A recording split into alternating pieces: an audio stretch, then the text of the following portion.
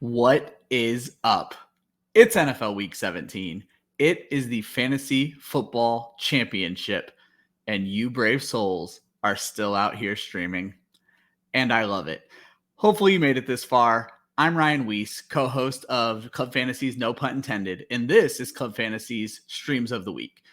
Just a quick reminder of what I do here. I give you my top 5 options at quarterback, tight end, and defense, all available in 50% or more Yahoo leagues Wednesday after waivers have run. So no matter when you're watching this video, there's a good chance the players I'm going to suggest to you are available for you to go pick up right now.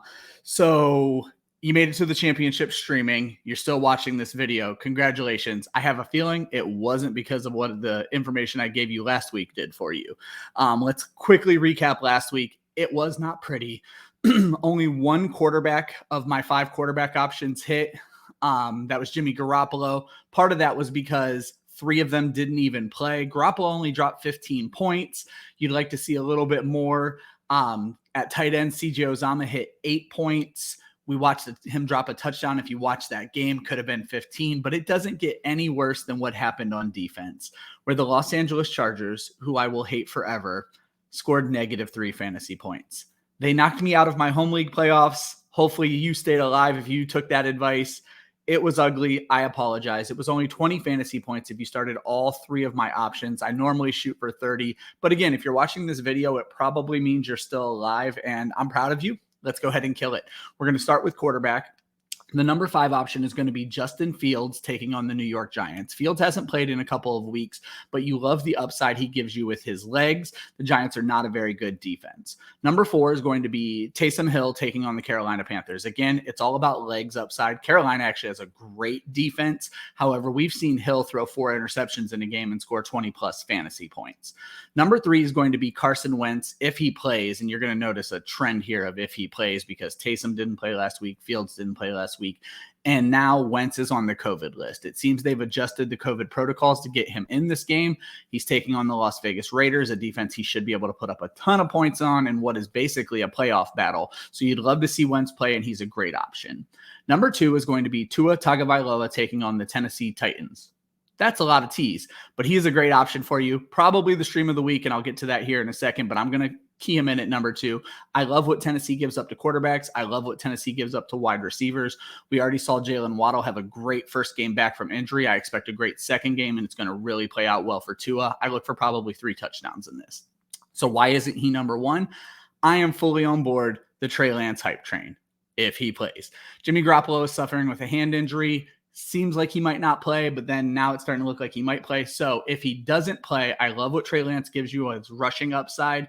I love the fact that the Houston defense can be beaten. I think you're going to see a lot of rushing yards. Shout out to Hutchison Brown, friend of the show, who pointed out that in Trey Lance's only start, he scored 15 fantasy points without scoring a touchdown, and that was throwing an interception because he rushed for over 80 yards. Look for some similar performance this Sunday against Houston.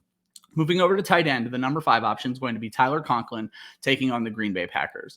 Conklin's a little bit riskier with Dalvin Cook in the lineup, but Adam Thielen is out for the year. That's going to keep Conklin active in the red zone. Number 4 is going to be Jared Cook taking on the Broncos. The Broncos are pretty stingy against the tight end. However, I don't expect Mike Williams to play this game, and that's going to go ahead and keep Cook very active in the red zone. You're hoping for a touchdown. Number 3 is going to be Gerald Everett taking on the Detroit Lions. Talk about active. Since DK Metcalf has started to fall apart, Gerald Everett has been a very important piece of this offense, scoring touchdowns, plenty of targets. Look for that again against a bad Detroit defense. Number 2 is going to be Pat Fryermuth taking on the Cleveland Browns. Vegas does not like the Steelers in this game. They're projecting this as a very low-scoring game. However, the Browns still struggle against the tight end. Fryermuth hasn't played in a couple of weeks. Looks for a big bounce back, 5 catches and a touchdown. Number 1 is going to be a repeat, CJ Uzomah taking on the Kansas City Chiefs. As I mentioned, Uzomah just missed out on a very good week last week. The Chiefs are bad against the tight end, and this should be the highest scoring game of the week by far. I look for Uzomah to find the end zone this week. We're going to finish up with defense. Number 5 is going to be the Tennessee Titans taking on the Miami Dolphins. I hate telling you to start a defense where I've already told you to start the quarterback. However, both things can be true. I do expect 3 touchdowns out of Tua, but defenses can make points off of sacks and turnovers, and Miami should give those up. Number 4 is going to be the Cleveland Browns taking on the Pittsburgh Steelers. Big Ben looks washed. He's already telling people this might be his final home game. Cleveland needs this to keep any sort of playoff hope alive. I look for Cleveland to get after him.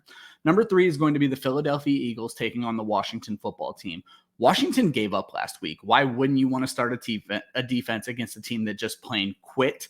I don't see much firepower happening against Washington, and Philly's defense has actually started to improve over the last few games. Number 2 is going to be the Indianapolis Colts taking on the Las Vegas Raiders. The Colts are only available in so many leagues because people didn't want to start them against Arizona last week. The Raiders offense is not the Cardinals offense. This is going to be a nice start, especially if they get Darius Leonard back.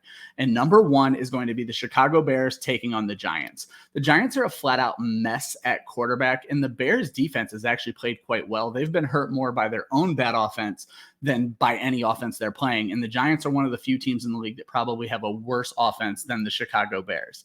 So that's it. My streams of the week are Trey Lance taking on Houston, CJ Uzomah taking on the Chiefs, and the Chicago Bears taking on the New York Giants. And when I say that's it, that's not just it for the video. That's it for the season, guys.